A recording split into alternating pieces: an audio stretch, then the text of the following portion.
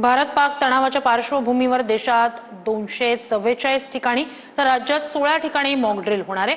Mock ड्रिलमध्ये पिंपरी चिंचवड शहराचाही समावेश आहे।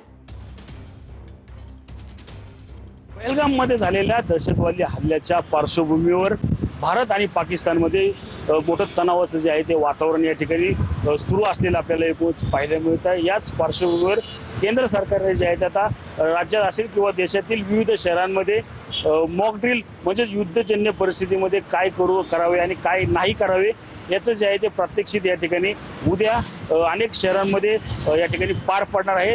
त्याचप्रमाणे पिंपरी चिंचवडमधील या मॉक ड्रिलचा जो आहे तो या ठिकाणी प्रात्यक्षिक जे आहे ते या ठिकाणी होणार आहे। युद्धजन्य परिस्थिती निर्माण झाली असताना जी घेण्याची खबरदारी जी आहे ते उद्या या ठिकाणी या मॉक ड्रिलमध्ये जे आहे ते आता घेण्यात येणार असल्याचं आपल्याला प्रशासनाकडून जे आहे ते सांगण्यात आलेलं आहे।